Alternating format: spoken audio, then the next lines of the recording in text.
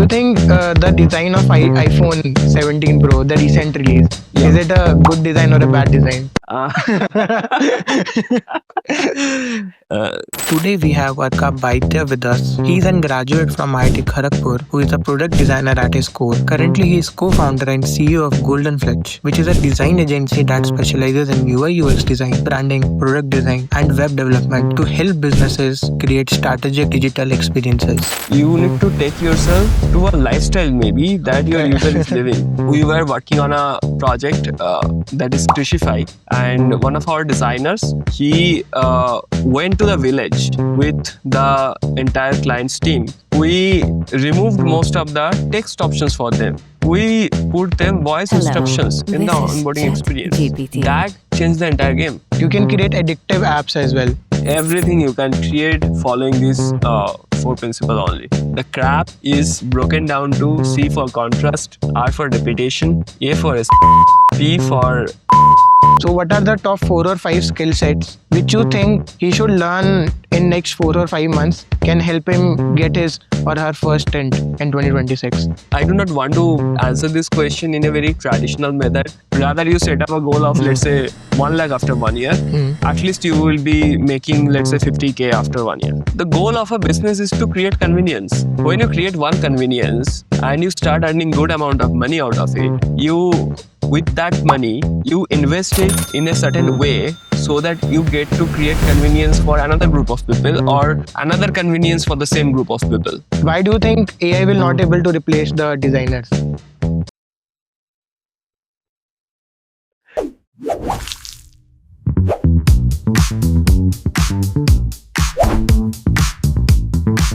Coming from a prestigious college like IIT, right? And then you switched your career into graphic designing. How, what is that journey? So when I went to IIT Kharagpur in 2012, then I had this thing in my mind that I'm going to IIT and it's a engineering college and I'm going to study engineering and I will become an engineer in future. Okay. And during that time, there was not much exposure, like what exactly you are going to do in your future. A lot of kids have nowadays because of, let's say, they're connected with internet and social media and a lot of stuff. But unfortunately, I was not. And my vision was only restricted to, okay, I will get a good job and after my degree completion, and I will have a married, settled life with a nice job in my hand, and will be doing decent in my life. And that's all. That was my goal during that time in my very first year, to be honest. And then when I went to second year, so basically IIT Kharagpur doesn't produce engineers.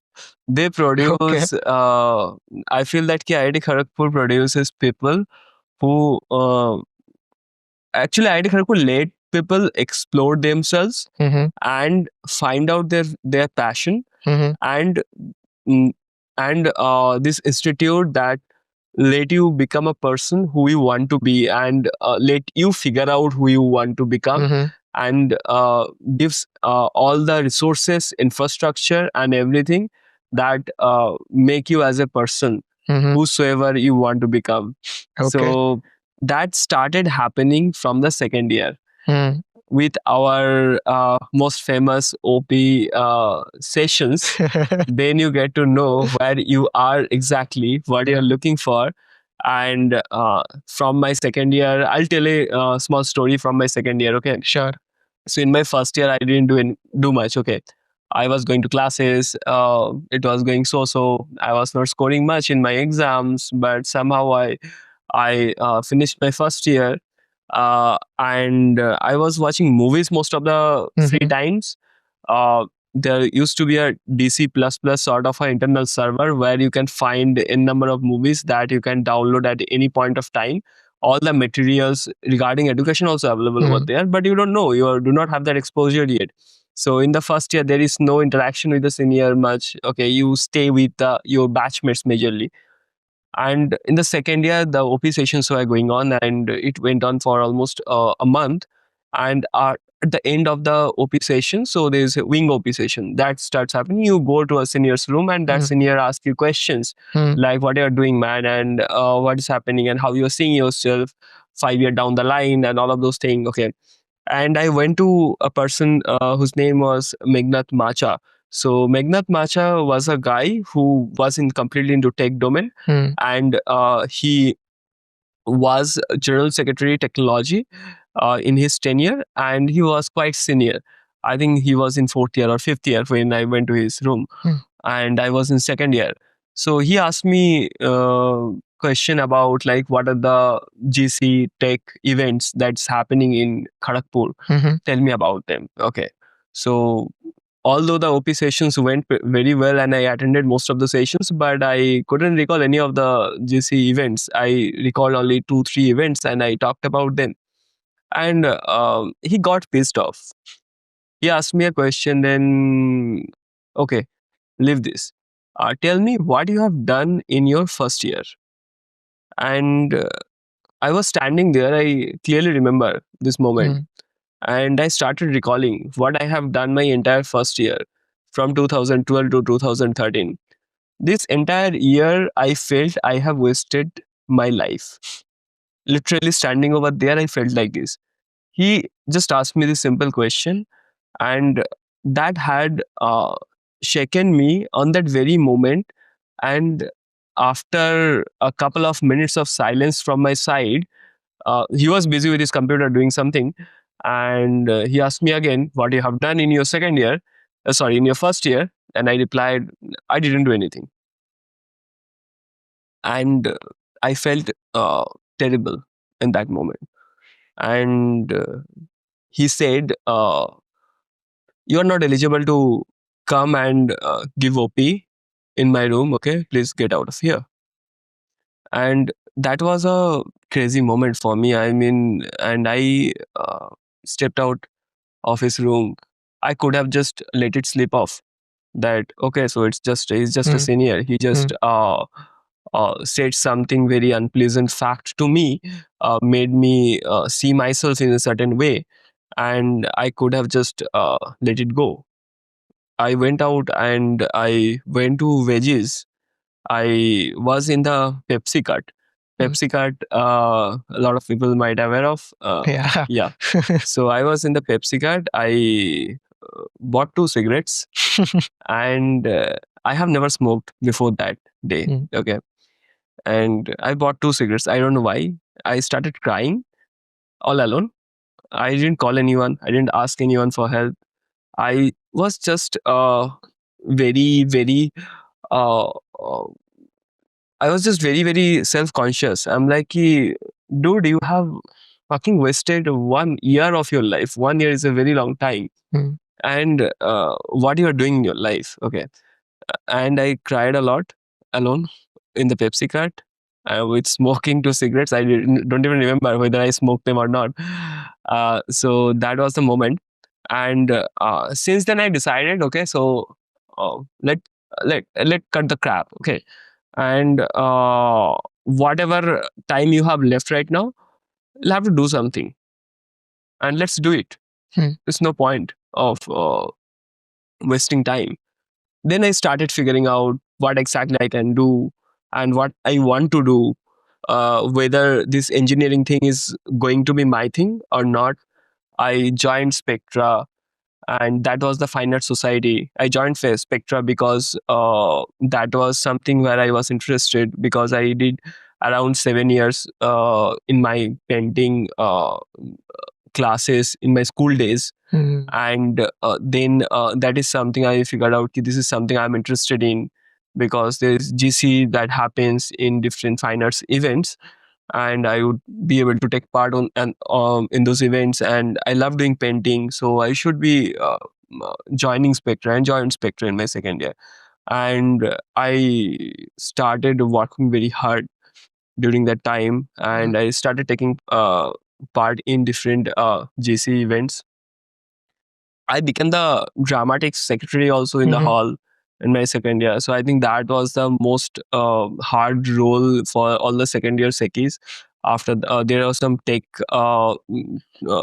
people, anyone who is becoming secretary in some tech roles, and in so-called basically dramatics was the most difficult thing to handle because so many things we'll have to handle. So I started taking responsibilities. I started working apart from my studies, and this was the moment where I started looking forward to things like what exactly I want to do. And Okay.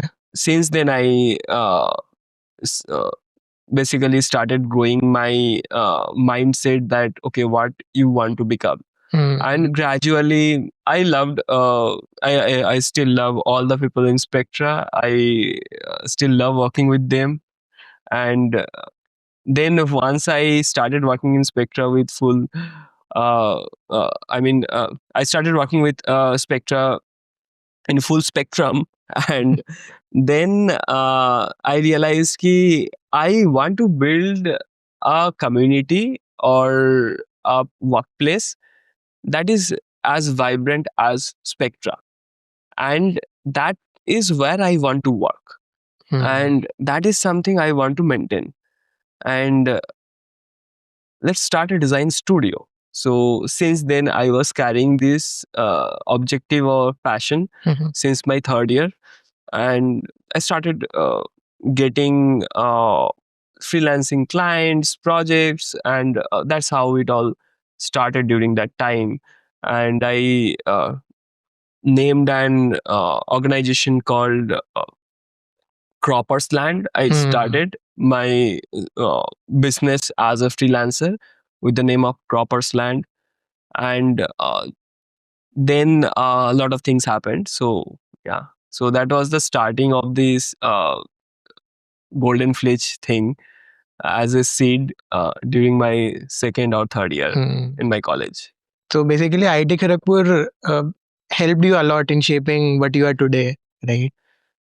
I'm absolutely grateful to IIT Kharagpur, to my parents, and to my friends, to my seniors and the peers. I mean, all of them supported and helped me throughout this entire journey. I mean, it's no, you cannot. I feel like I cannot stand anywhere without the support of all these people and my professors as well, obviously.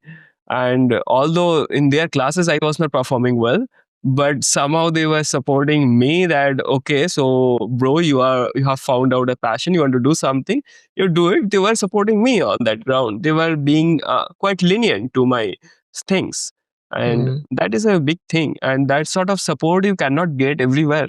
So that is something I am really grateful to. That's why I always say that IIT Kharagpur doesn't produce engineers. They produce people who they let you find people find themselves, like who you are and who you want to become. It gives you that sort of exposure. Amazing, amazing. So let's say someone who has zero knowledge of UI UX right now. Okay. ठीक है. Let's take any of the product which you like, any app or website, right? Let's break it down one by one. कि अगर आपको उस app या website को design perspective से देखना होगा for a beginner, what things you will look on that app or website and say कि भाई ये तो अच्छा नहीं है but ये अच्छा है, this will work, this will not work. So let's take any app or website which you have worked in past. Okay, so before we get into the example, I'll just tell you that there's a famous theory called, let's say, famous theory of famous. There's a famous line called "You put yourself in the user's shoes." Okay, and if you take interview of any designer ever, okay, and they will tell the same thing when they are pitching about themselves. Ki I am the best guy who knows how to put myself in the user's shoes. But when you get back to your work, okay, and you try to create a solution for the problem for your users, are you actually putting yourself in the user's shoes? You are not. because you are always biased with your own thought process and your notion about certain things, your philosophies about certain things. And there will be, let's say, in a product where, let's say, DAU is 1,000 or 5,000, okay, it is not possible 5,000 people are having the exact same empathy map. They are having different kind of empathy map. And you take a lot of interviews as a UX engineer. And when you take interviews, you get to know what they are saying. But you rarely get to know what they are going to act upon, or how they are going to act. You get to know what they are saying, or you somehow get to know what they are thinking, maybe. Or maybe you get to know what they're feeling. But you don't get to know how exactly they are going to act. It's very difficult to know how exactly they are going to act until or unless you put a real application out there for them to use for their real life use case. And that information you cannot actually capture by taking interviews. You will have to capture that information unconsciously. Let's say in my when they are unconscious that they are getting monitored. Okay. So that's where all these products like Mixpanel or Amplitude or now Google Analytics, okay, they help you to figure out, okay, so users are doing these activities, okay. But at the same time, you do not know what they're exactly feeling or what they're thinking before doing these activities. So you are making some predictions, or you are just making some assumptions on their thought process, and your empathy map or your metrics, whatsoever you're tracking. So it is always biased or messed up to some extent. Now curating that in a right way and figuring out that what is the exact thing going to be. So that's the real job of a UX engineer. Got it. Yeah. So the first point you said is putting yourself in the user shoes, right? So how can someone do that at first place? Like, if I want to make it actionable, putting someone into user shoes, how can someone do that? Okay. So actually, I do not want to answer this question in a very traditional method. Okay. That yeah, if you can Google or ChatGPT this question, Google or ChatGPT will answer you. That okay, so you you take interviews and you create an empathy map. Empathy map has 4 quadrants, and there you fill up all those data, and then you create an affinity map. And in the affinity map, you have all those data, what their feelings are, what they're going to do in the different steps. Okay, so that's how you quantify the thing, that putting yourself in a user shoe. But you do not actually really put yourself in the user shoe. Okay, so you need to be empathetic at the extreme level with your users. And being empathetic at the extreme level with my users is like that. Let's say I am living a different kind of lifestyle right now. Let's say, okay, and I come to my office in the morning. I work throughout the day. I go back to my home in the evening. There's a cook who comes, cook food for me. I have my food. Then I get onto my bed. I read something. I go off to sleep. Okay. Let's say lifestyle, let's say I'm living right now. And some days I'm going out to do party in the evening. Okay. Imagine I'm creating a product for a guy who is living in deserted area. Okay. And there is a community of very poor people who doesn't know how exactly computer work, who who just they are just living there for a tribal group of people, let's say. And I want to create a product for them. Okay. that somehow improves their life. I literally cannot do it sitting over here in this same lifestyle. No matter how many interviews I take of them by calling them, okay, Mr. This or Mrs. This, okay, how exactly do you feel like about this solution or that, blah, blah. So I'm never going to achieve there as long as I'm not going back to that village, living with them for at least 2 days, 5 days, or 7 days, maybe. As much time as it takes for me to understand exactly what their pain point is. You'll have to live that life. You'll have to figure that thing out. Then, Yep. then you can figure it out. That okay, so this is the problem. This is how exactly they are feeling. This is how exactly this is what is happening. Then actually you are trying to put yourself in the user's shoe to some extent.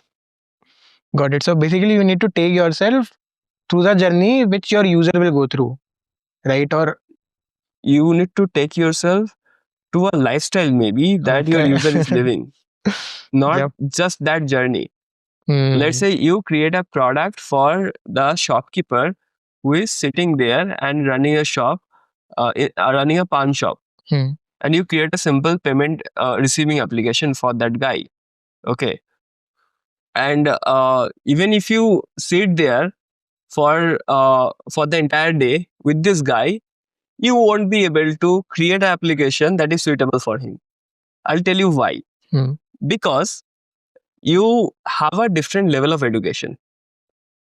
That guy has a different level of education. Hmm. It's very possible for you to miss this particular thing, that this guy is not that educated to understand when the payment will be received, that message that we are giving over there, he will be able to read it or figure it out exactly. Hmm. Yep. There's possibility that you miss this, and although you spend the entire day with him and after that you just create a design of that same product. But if you live with that guy for 5 days, then you get to know, okay, so this guy doesn't understand how to do that thing or how to do this thing. For example, uh, we were working on a project that is Krishify, and one of our designers, he went to the village with the entire client's team, and they went to the village multiple times, and they came back, and they created a onboarding experience of the application was very simple earlier. There were a lot of drop offs happening around 40-50%. I don't remember the exact numbers, I do not want to quote that. So a lot of drop offs were happening, and our job was to reduce the drop offs. So design looks niche, nice, and but we need to understand, like, but it's going to be used by farmers. Hmm. Now we don't know exactly why there is a lot of drop offs happening. Hmm. Whatever interviews we are taking, so they are saying, oh, it's a very good app, very useful, we want to use this, there is no blocker for them. They're not talking about the problem. Okay, so after a couple of interactions or couple of after a good amount of time spent with them, he understood that the problem is not that the farmers are not being able to understand or figure it out or something. Their mindset is very stagnant. As long as you give them a uh, mm, push, they are not going to act upon that. So let's say if somebody asks me, Arka, push this thing, Hmm. I have a good level of education. Hmm. Okay. I will analyze this instruction, whether it is good for me or bad for me, then I will act. Okay. But when you do not have a very good level of education, let's say, you are, let's say, just you are not exposed to a lot of things, you will follow an instruction if someone senior of you ask you something to do, you will do it. Let's say if any body who is superior than me, for example, let's say Elon Musk, he asked me, Arka, do this thing. Okay. I will not think twice. I will just do it because it's Elon Musk who asked me to do it. Okay. So there must be something good. I will not get into the logic because I am not that insightful or that educated that this guy is, right? So similarly for the farmer also. So if you give them options that, okay, so you want to do this or do that, okay, so they're not going to do that. Okay. If you tell them do this, they will do it as simply. So all we did basically in the entire onboarding experience, we removed most of the alternate options for them.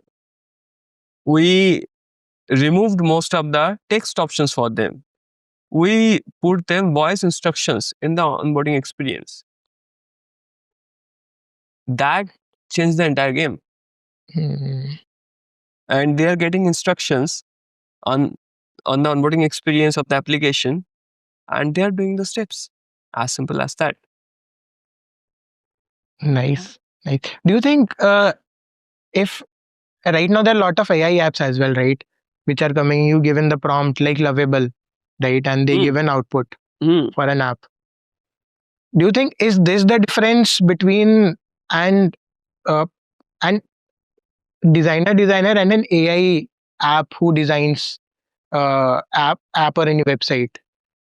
What is the actual difference according to you? And why do you think AI will not able to replace the designers? This is a very diplomatic question you asked me. Okay.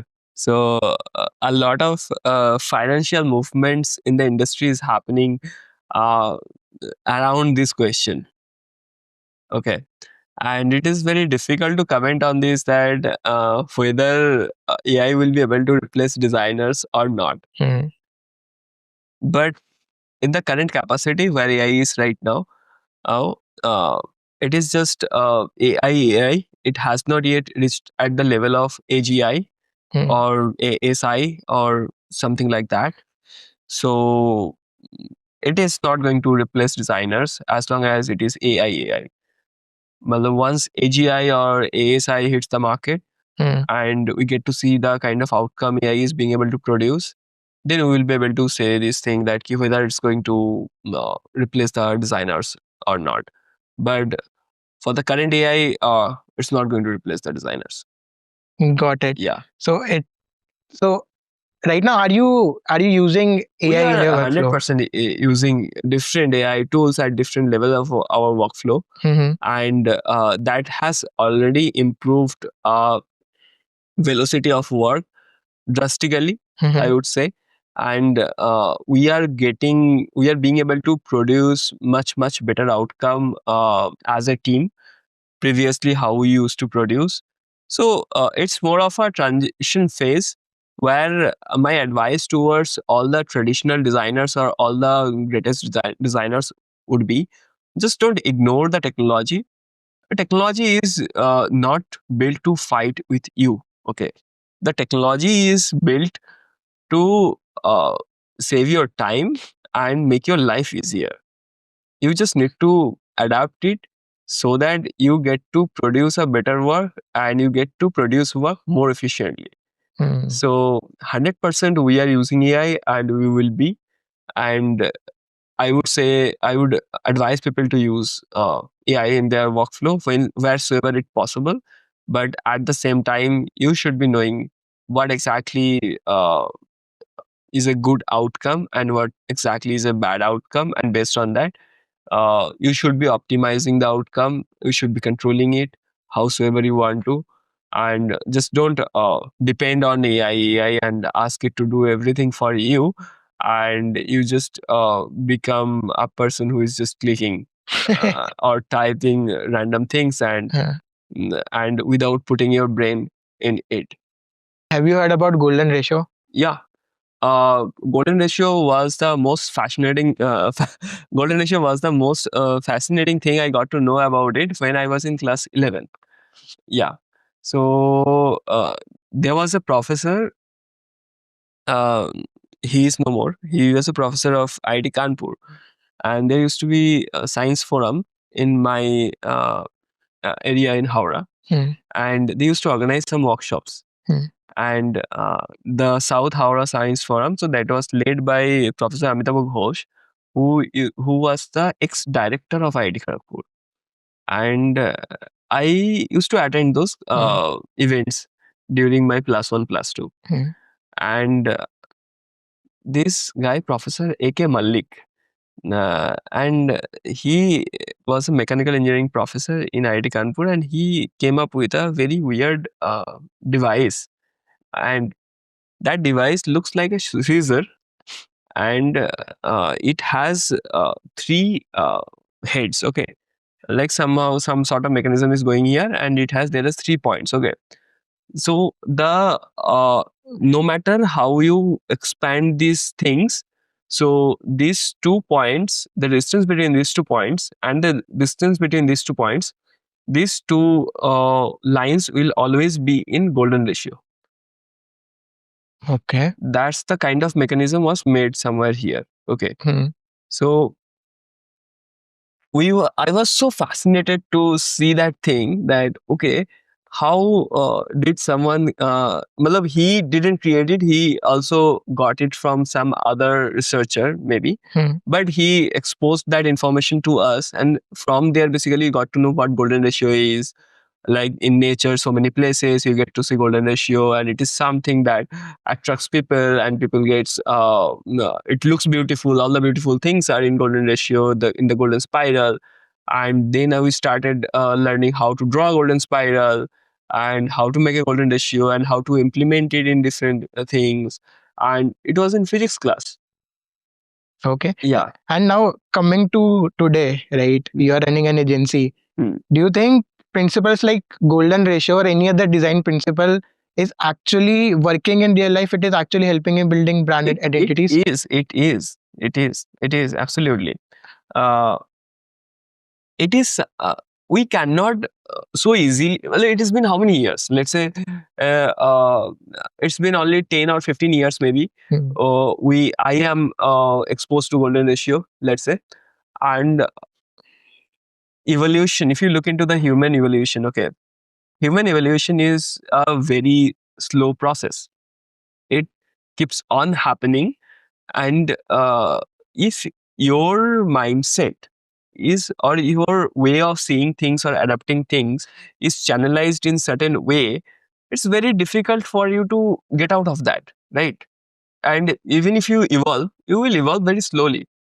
It's not that if 10 years back or 20 years back, something, some kind of beauty or aesthetic that you used to like, and right now that you won't like them at all anymore, it's not possible. You will be carrying that, right, to some extent. And the core principle of those aesthetic was golden spiral. And that is imprinted in those aesthetics. And that is what, on which basically your aesthetic sense is grown up.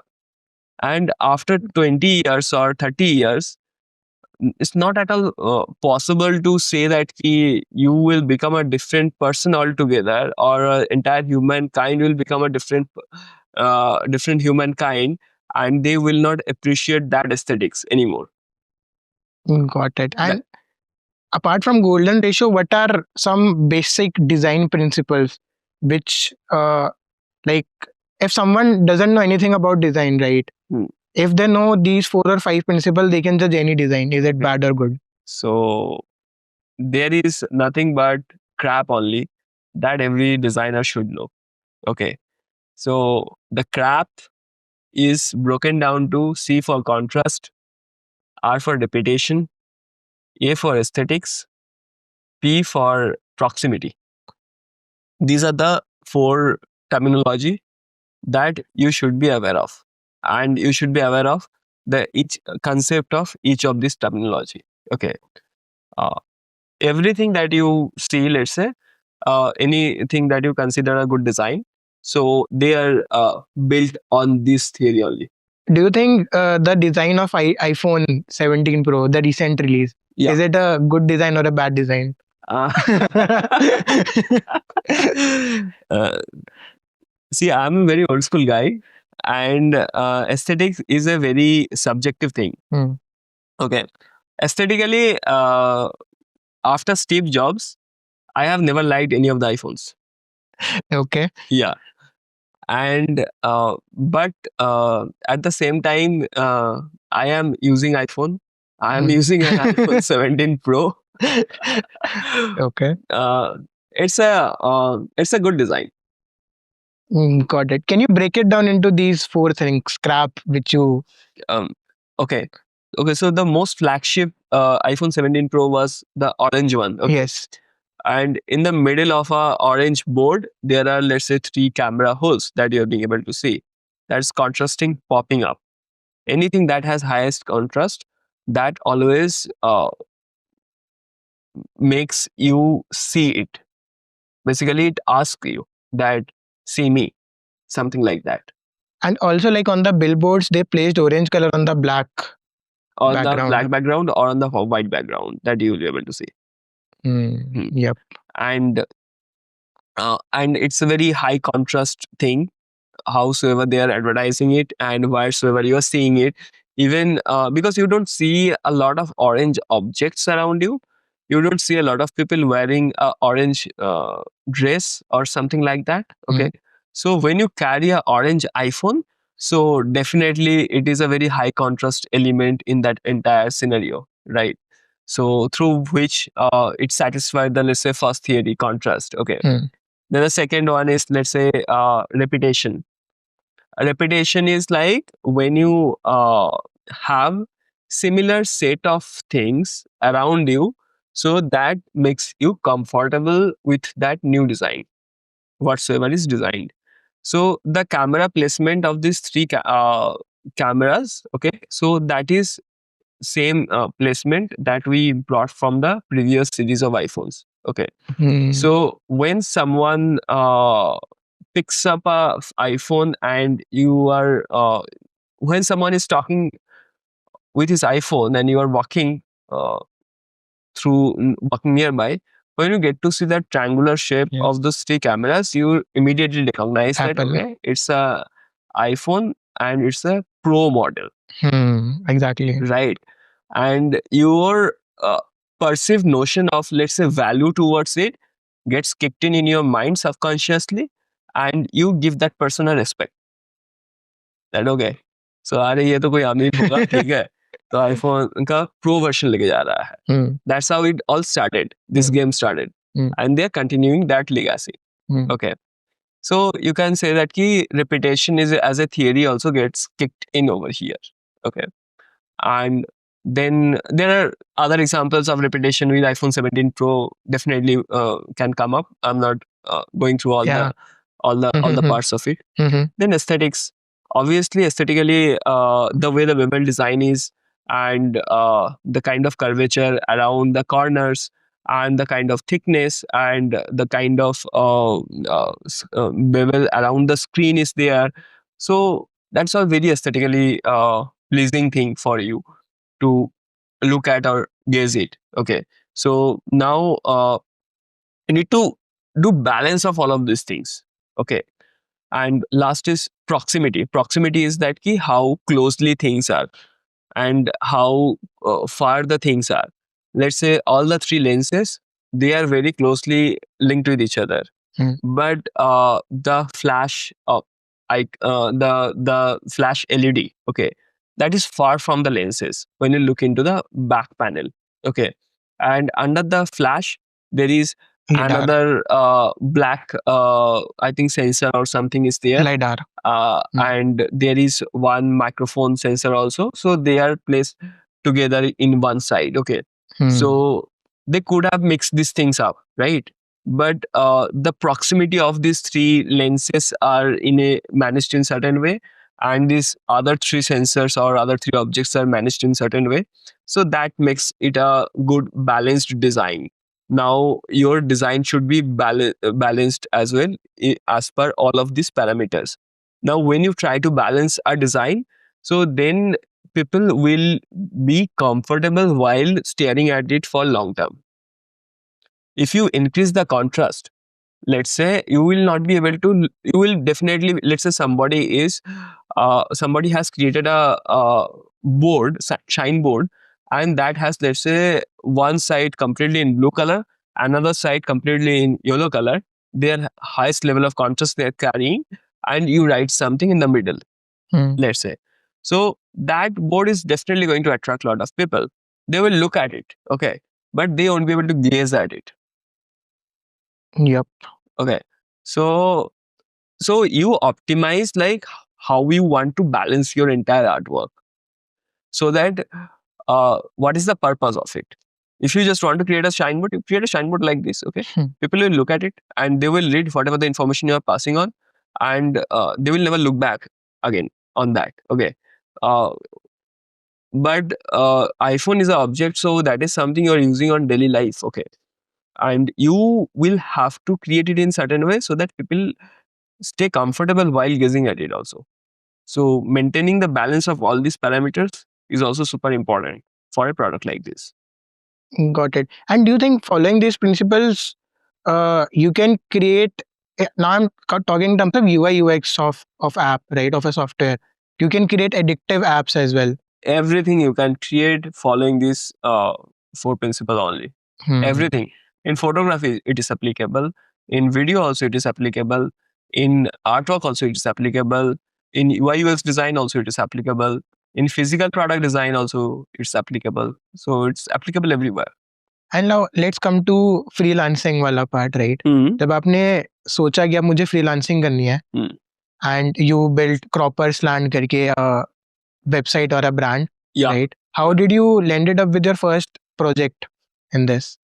Okay. So the thing is that when you're good at something, generally people say that if you're good at something, we shouldn't do it for free. And I was doing it for free. I was helping other people to create their posters, brochures, and bunch of stuff whenever I was getting some opportunity here and there, and I was doing that. And in Spectra, there was a very strong structure to groom juniors, and our seniors used to give us tasks like, okay, so create a poster for this particular event, and my job is to create a poster. I'm trying hard to create a poster. Then there is a weekly meeting that is happening, and in that meeting, your seniors come and they just criticize your work very badly and tells you that you know nothing about design, you know nothing about art. Okay, so this is something that is not at all acceptable. What you have designed so far, so they reject your work. We're giving you proper feedback, like whatever things are wrong in your artwork, whatever you have created, and they always have a set plan in their mind. We are giving this task to the juniors, and they have no intention to use those material produced by the junior in the actual final outcome of Spectra posters, because they are never going to set those standards, meet those standards that Spectra has.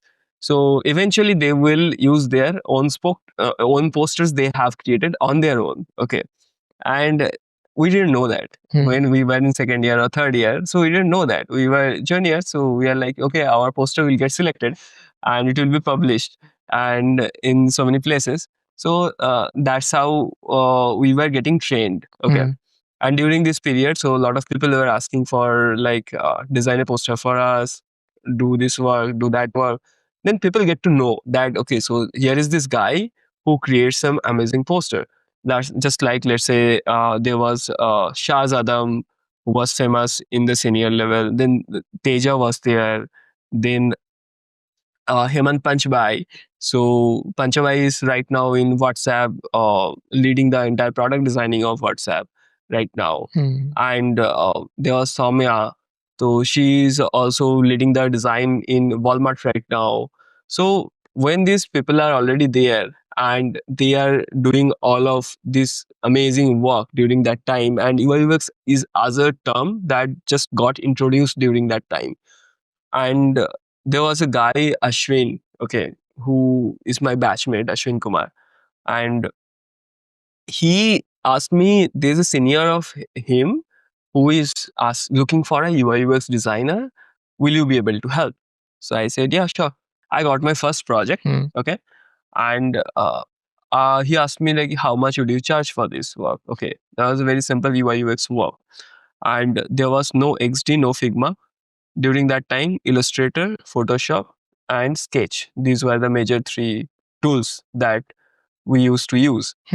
And I took up that project at 4,000 rupees in 2014 or 15 ish. And that was my first project. Got Yeah. it. And how much did you get paid for that project? I got paid 4,000 completely. Yeah. Okay. Okay. Amazing. Mm. And like, which year you were this time? I think I was in third year. Third year. Or maybe second year. I think third year. Amazing. Amazing. And right now, like coming back to the today's world, there are a lot of people who are trying to build up their career in freelancing, right? Freelancing, graphic designing or video editing in any of the creative field, right? And right now, what first step they do is, मतलब there are a lot of YouTube videos as well, ठीक है? Yeah. सब उनको बताते हैं कि go to Fiverr or Upwork, right? And create your portfolio or profile there, and you will start getting up clients from there and start earning money. You will become lakpati, you will become crorepati, right? So like if you at in the current market, right, if you want to give some advice to someone who want to start a freelancing gig, right, so what are the initial steps to take? So I follow simple strategy. Okay. Never deliver a bad work. Okay. If it is bad, do not deliver it. Do not even take it. Okay. If you cannot deliver it. Okay.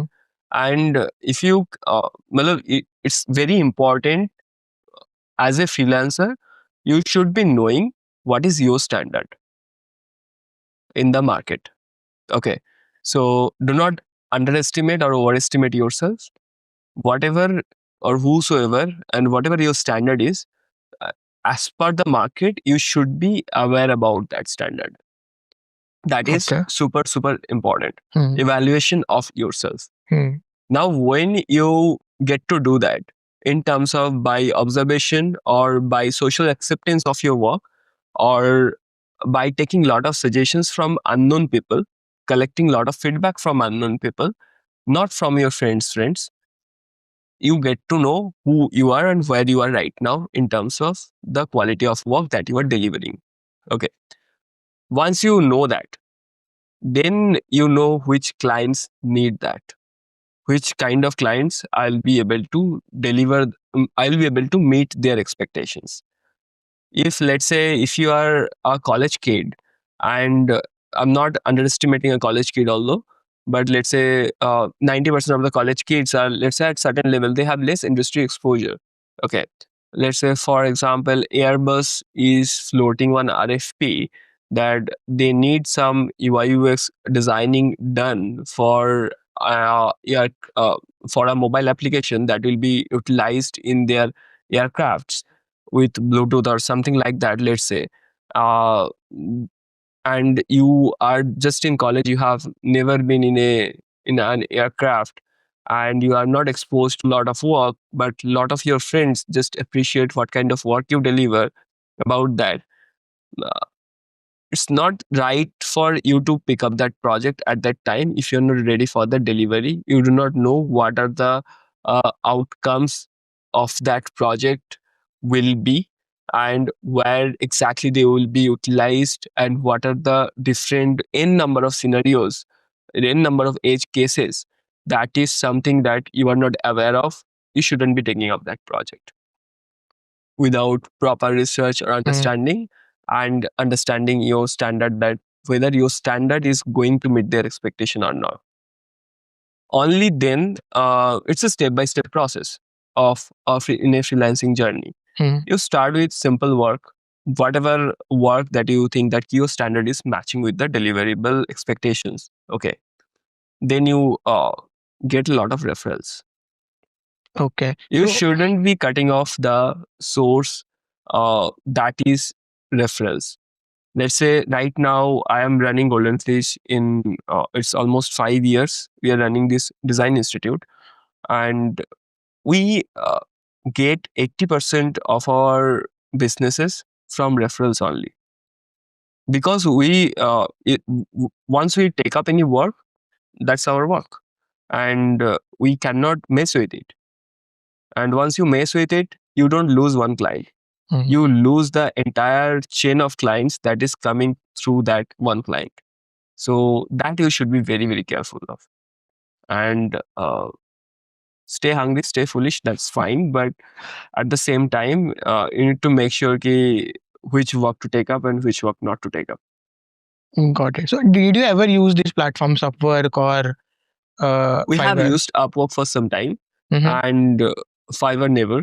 Mhm. And I couldn't find Upwork very, very useful for us, the kind of work we do or deliver. And it has a different kind of strategy or something that is not very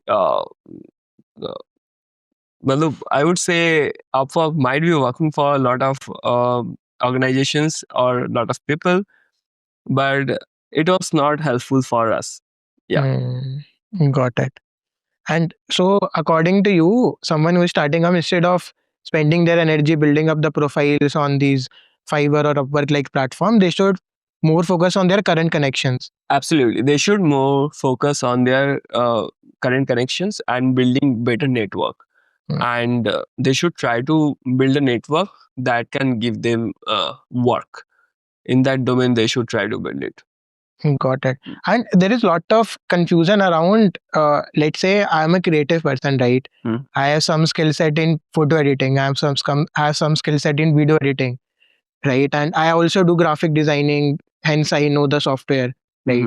So, according to you, while getting the first client or while getting few initial clients, should we focus on any specific niche और should we be like very much open कि अगर video editing का कोई हमें काम मिल रहा है तो वो उठा लेते हैं, उसके साथ साथ फोटो एडिटिंग का या फिर लेट्स से ग्राफिक डिजाइन का कोई काम मिल रहा है वो भी उठा लेते हैं, और you should be very much specific on the niche? It depends on where you are right now. Let's say you are starting your journey. You shouldn't maintain any niche. You should be open to take any kind of work because you don't know which one will work best for you. You have not explored enough about yourself yet. You are just starting off your creative journey. Let's say for me, I was starting with graphic designing, then UI UX designing, then videography also, then video editing also. In my second, third, and fourth year, I learned all of these tools very extensively, all the Adobe Creative Suite and a couple of more tools, and whatever was there, I was absorbing all those things very extensively.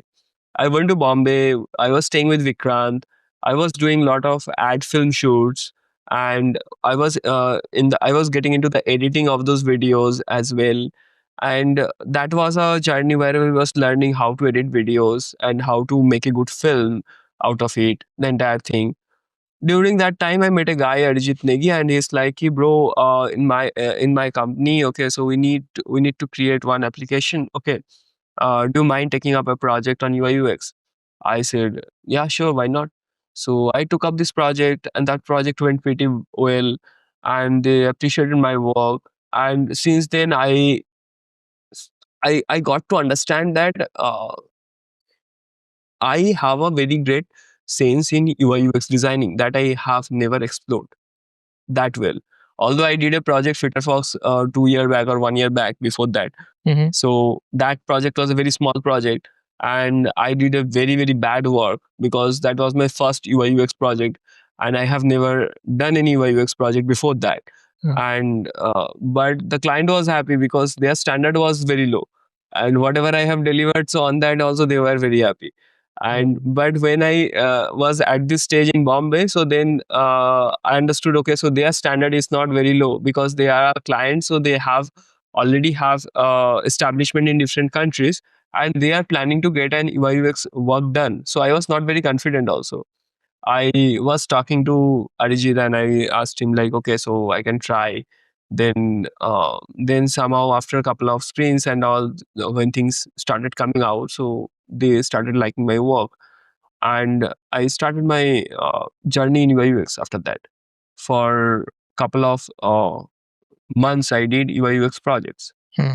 Then couple of branding, rebranding project and packaging design project that came up, that I executed. And Then after packaging projects, then some videography work also I did. And so that's how it was a sort of a very mixture of experience for me. So I know how to set up a lighting. I know how to set up a camera. I know what are the things are there in the settings of a camera, different kind of rules that I know.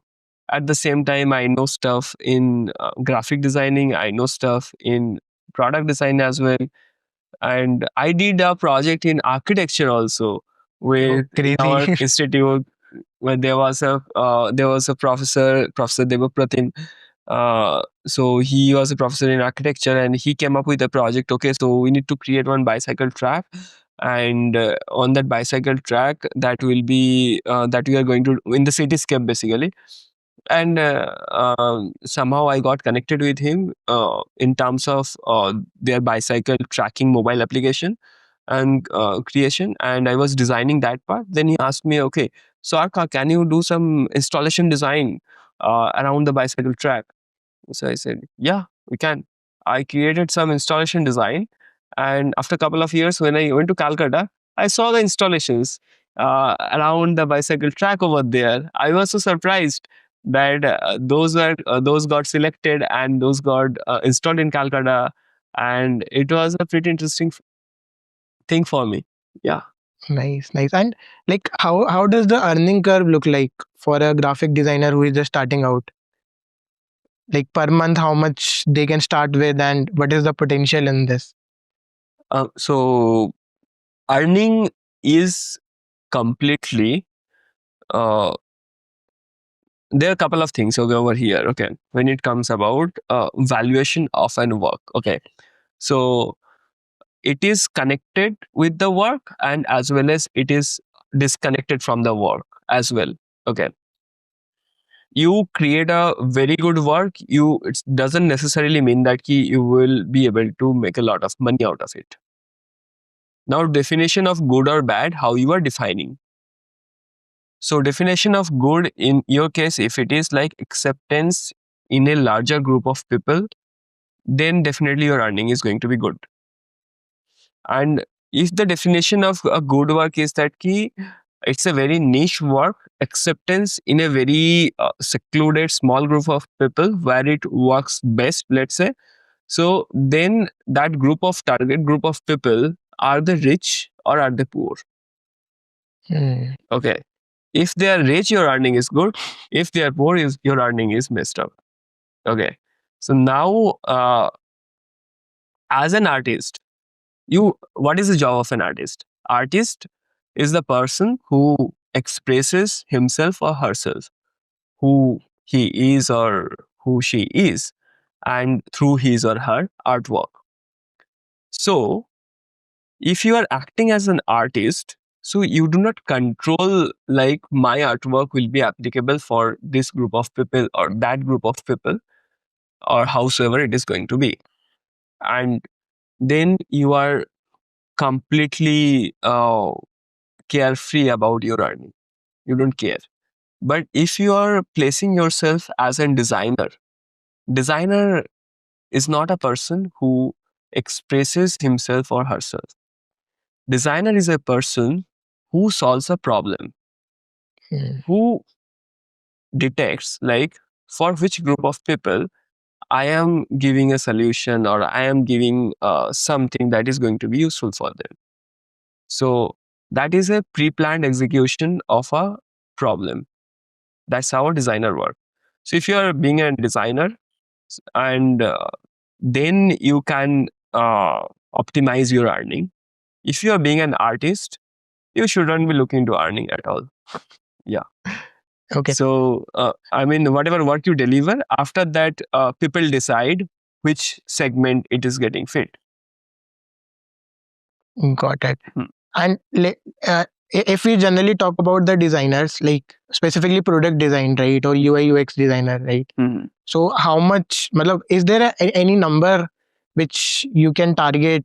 Let's say if you're starting out in this month, in next 6 months, this should be the target. You should take this target initially when you're starting out your journey, and by 6 months you should at least get 50K per month or 60K per month. Like, what is the right target to set? So the right target to set should be at least a lakh per month, and you should be earning after 2 or 3 years of your journey as a UI UX designer. Okay, and that is also that you should be setting up that target, let's say after 1 year or 1.5 year. Okay, that's the target you should be setting up. Okay, now the things come when you want to reach that target, you need to produce work that should be matching up with the industry standard, where people are paying 1 lakh per month to a designer or who is delivering this quality of work. So set up that goal. And if you set up a goal of, let's say, 50K after 1 year or 60K after 1 year, you will end up earning, let's say, 30K after 1 year. Rather, you set up a goal of, let's say, 1 lakh after 1 year. At least you will be making, let's say, 50K after 1 year. In that case, got it. Or 60K or whatsoever it is. Okay, whatsoever it works for you. Okay, and there is no point to set up higher goal. You can set up a goal of, let's say, 5 lakh per month. That's something you want to earn. Okay, if you want to earn that amount of money, so it's fine, you earn it. And to do that, then you will be having a vision or a thought process or a learning path that you will be able to you will be trying to find, at least, because you have set up your standard goal that, okay, so my goal is to earn 5 lakhs per month. So definitely you will do some exploration, you will try to build better connections, or you will try to learn something every day that is going to improve your skill set, and you will try to solve problems in a better way. So you will be putting effort on yourself a lot when you set up a higher goal. So it's better to set up a higher goal, because let's say a designer who is working all the big companies, let's say in Google or in Microsoft, okay, their earning is, let's say, 4 lakhs, 5 lakhs rupees per month. Okay, so what is the problem of yourself thinking that, okay, I will be there? Got it. Then you will figure out that, okay, so what they are being able to deliver, and because of that, these big companies are paying him this much or her this much. So then you try to find out the way towards reaching there through different resources, through different people, and in design industry, I feel that people are very, very helpful. And if you reach out to a person and ask him that, okay, so help me on this particular thing, how do I reach there, how do I do this or do that, people are super helpful. Yeah. Got it. So was this your motivation to basically from freelancing to building Goldenflitch, right, or building your own agency? No, not at all. Okay, I never revenue has never been my motivational factor. Got it. No, basically setting the higher goals. Earning money was never been my motivational factor. Okay. Never ever been. Okay. So there's a very good argument that a lot of people make with me who are into a journey of building businesses or doing entrepreneurship or something like that. Okay. So if you meet a lot of businessmen, they will talk about, let's say, revenue as a set. Revenue is the standard target that everyone sets up. Okay. And if you ask them, what is the goal of a business, in any kind of business, their standard answer is that wealth creation, right? So to create more wealth. Okay. So you earn more money. What do you do with that money? What do you do? Let's say any organization, they are increasing their revenue to a certain level. Okay. What are they going to do with that money? They're going to hire more people. What will happen after hiring more people? They're going to spend more amount in research and development so that as a company they can also evolve. Okay. Yeah. So exactly. So what they are exactly doing? All these companies, they are creating some sort of convenience for different group of people. Right. The goal of a business is to create convenience. When you create one convenience and you start earning good amount of money out of it, you, with that money, you invest it in a certain way so that you get to create convenience for another group of people or another convenience for the same group of people, let's say. So the goal of a business is never to create wealth. It's a sub product. It's not the product. The product of a business is that you create convenience. And the actual by that process of creating convenience, you are actually making wealth out of it, let's say. And that wealth you are reinvesting on some to build some other convenience, right? So that is the way I see whatever business or whatever things I build. Okay. Now, when I set up, let's say my goal as earning this amount of money or this amount of revenue for my company, so then I'm stuck over there.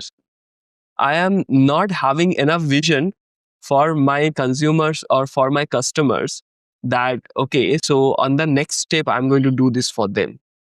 That is going to make my business bigger, and trying to make it trying to deliver the actual outcome towards the people. So that's a very all the I have huge respect for all the entrepreneurs, all the businessmen, because they are making other people's life easier in every day by whatever ideas they are coming up with, whatever solutions they are coming up with. That is making life easier for us. Let's say this guy, Travis, if he wouldn't have come up with this concept of Uber, so where we would have been today? Somebody introduced, then let's say a lot of other people came up, they did some business innovation, then let's say all the different companies jump into the same segment, and then things get changed, and all of a sudden people start living a better life because of somebody crazy who came up with an idea that this is how it's going to be. Got it. And at Goldenflitch, according to you, what problems you are solving on day basis? Like, was this your motivation to build Goldenflitch? Absolutely. So my motivation was that I want to. There are two things. One is that there are a lot of design studios, and there are people and who are working as designers. So I want to build a workplace, cool workplace, where I get to bring people who has not yet explored their talent really well, and they will be able to understand themselves, like whosoever they are, and what their talent is, that should be brought out properly. That's how I create the setup. That is one part of my goal about Goldenflitch. And another part is that where I get to deliver the client what kind of design should work for them. Because a lot of with lot of products, let's say in our time, I saw that the product concept is really great. The design is not good. A lot of products you get to see, right? Design is not that catchy enough, or design is not that seamless, and there is more hindrance, and they are not at all careful about that. They're just being okay with as it is just getting the job done. India जुगाड़ में चलता है, ठीक है, but still when we can do it in a better way, we should try to solve the problem in a better way. So helping those clients was the one goal. So this was one goal. Another goal was to create exposure to create a solution that can give exposure to a lot of new upcoming designers, and bringing them to a certain level so that their work is getting actually implemented in the industry. And then you actually feel proud and feel good about it when you get to see that your work is being recognized and or utilized in so many places, and so many users are using a product that is designed by you. So isn't that a crazy feeling for you? So that is something to set this thing up for a lot of people was my one of the goals. Got it. Are you looking the AI tools or a skill set in a designer when you are hiring as well? Absolutely. Yeah. Got it. So we would prefer someone who knows, basically, let's say prompt engineering has become a very vague term nowadays, but it is something is needed. I feel that ki not exactly AI toolset, but what I majorly look at that the communication is to be very strong. Whomsoever I am hiring right now, because now it is not a game of skill set of how you are moving the mouse pointer or how you are drawing a line. Now it is a very strong game of how you are being able to articulate your imagination and your thoughts in words, so that when you are passing it to an AI engine, it is being able to understand thing and generate the exact outcome you are expecting to produce. And that is something we are highly looking for, that who knows how to communicate. Got it. Yeah. Let's say there is someone who is right now a beginner and wants to become a graphic or a graphic designer or a UI UX designer in 2026, right? So what are the top 4 or 5 skill sets which you think he should learn in next 4 or 5 months can help him get his or her first stint in 2026? If the person is trying to be a graphic designer, I would expect that person has very strong creativity in terms of imagination of shapes, colors, values, and all of those things. That person should be aware of all the designing theories majorly, and knows like how exactly communication guideline works in terms of advertisement, and what kind of different kind of advertisement copywriting things that could be important for them to produce anything out of it. And I will look for all of these things drastically. And but at the same time, let's say if it is for a UI UX designer or a product designer, I will be looking forward, let's say, problem solving strategies that person is having right now. That if I throw a problem, how good that person is in maths and how good that person is in quant. I will look for this sort of skill set in that person. And if it is for a, let's say, graphic product, and these are the major 2 categories. Yeah. Got it. Since you are also engineer converted to designer, I was never an engineer. Okay. Interesting. You can say a designer converted to entrepreneur. That I would like more. IIT Kharagpur made me a designer, not an engineer. Although they gave me a degree that is engineering degree, but effectively they've produced a designer. Okay. So, like, do you think when you hire someone, do you look at degree? कि ये IIT से है या NIT से है या फिर NIFT से है? Or is it only the skill set? Initially, I never used to. Okay. In my very beginning team, I never looked at their degrees. Okay. I'm all of them did amazing job. Okay. I'm grateful to all these people who are working with me right now, and they are doing crazy. Okay. And I love their work, and I was never interested to know that, okay, what was their degree and all of those things. Okay. But at certain point of time, I started looking into the degree as well. Because at the initial stage, when it was a team of 5 or 6 people, so it was a lot more easier for me to give them lessons every day or every alternate day.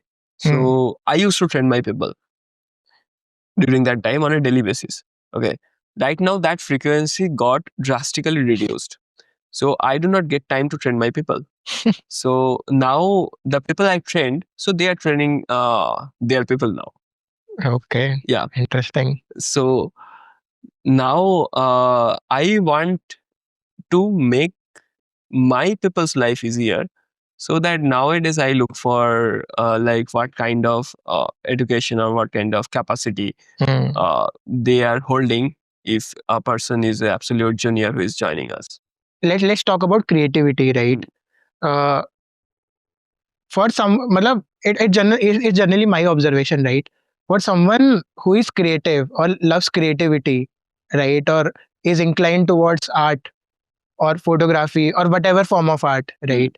He's also fueled by spirituality, right? He's somewhere connected to matlab, he is connected to some or other way in a spiritual sense, right?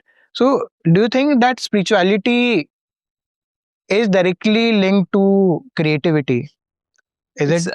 for me, it's very strongly linked with creativity, Mhm. spirituality. Because what is spirituality? Spirituality is exploring yourself, Hmm. right? You get to know who you are.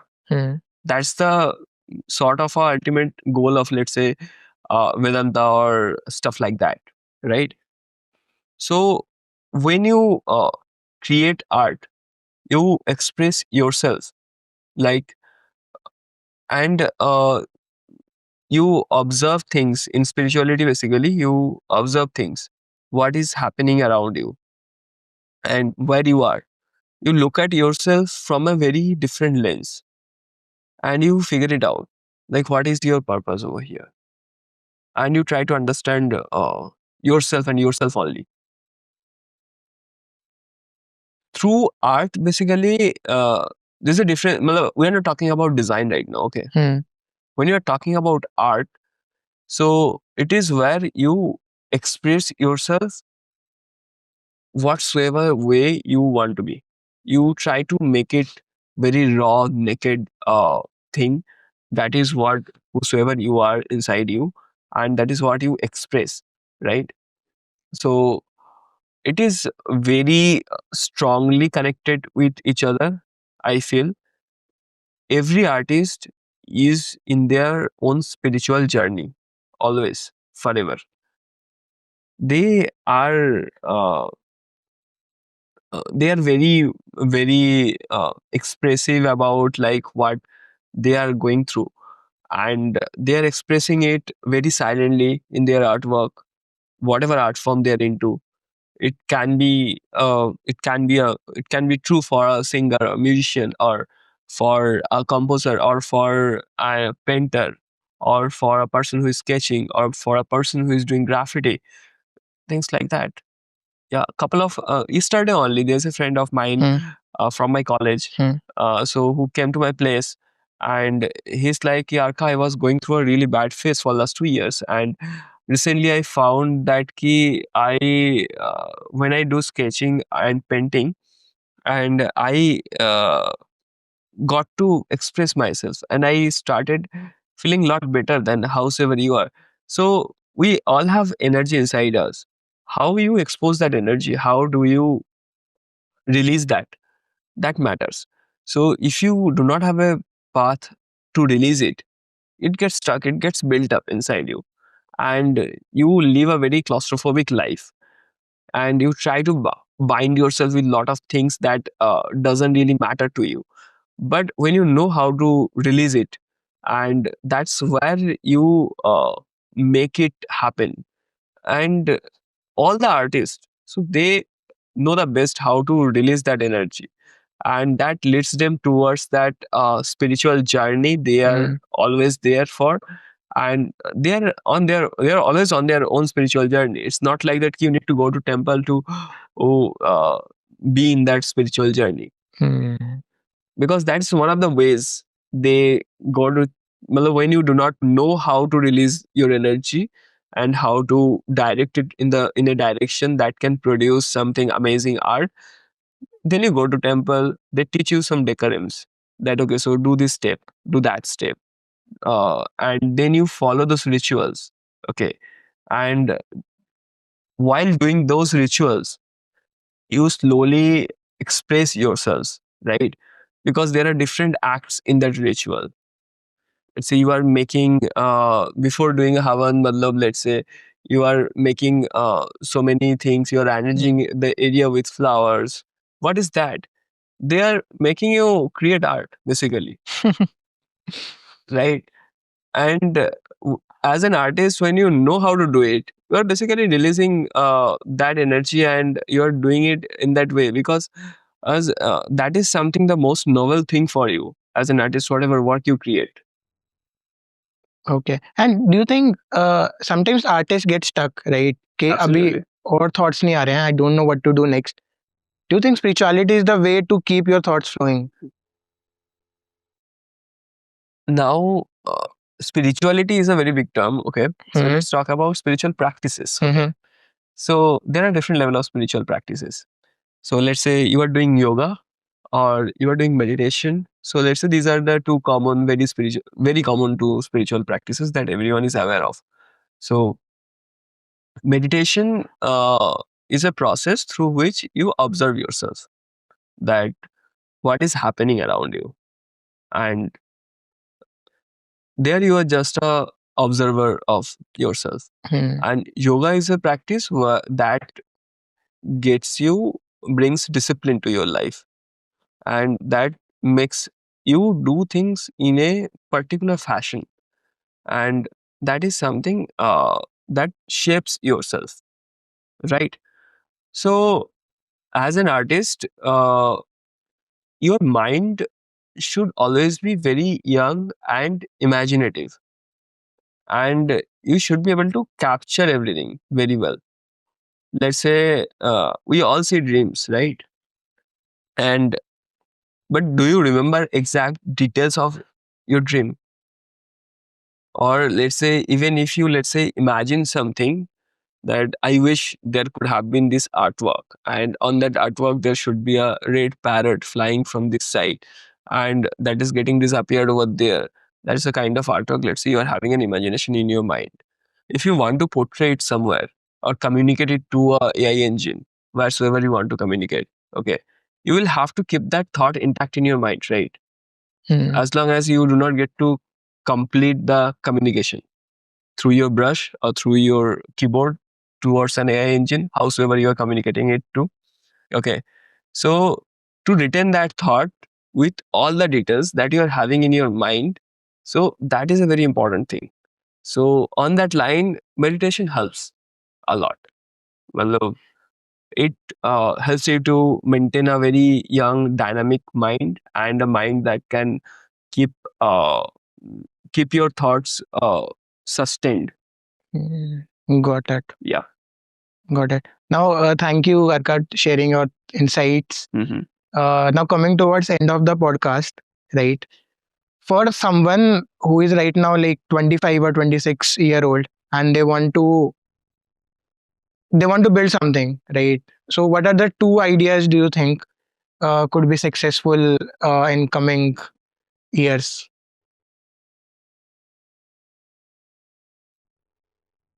If I would have those two ideas, I would have built it. Okay. Let's say two ideas that could be successful in the coming years. According to you. According to me.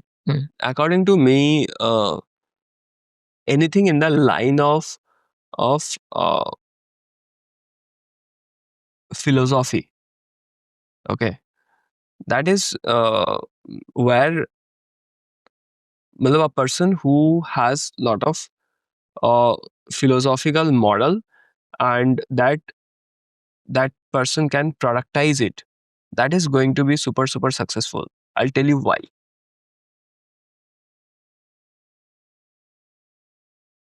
5 years back from now, there used to be Google. There was no chat GPT, right? And there was no way to build things or make things, writing prompt, and it gets the job done for you, right? So now the job of a technician, or job of, let's say, a designer who is doing repetitive design, okay, or a job of a person that can be solved through technology, okay, that is going to get shifted. Okay. And what the technology is expecting from you, technology is expecting you to be a thinker, right? And technology is expecting you to be a good communicator as well. Who is a philosopher? Okay. Yeah. So that is the characteristics of a philosopher, who knows how to think, who knows how to come up with good perspective, and who knows how to communicate that perspective, right? So now all of a sudden there will be a huge rise of demand in terms of philosophers. That's what I feel like. People will be needing a lot of philosophers right now to grow things further, use this technology of AI that is built and that is exposed right now.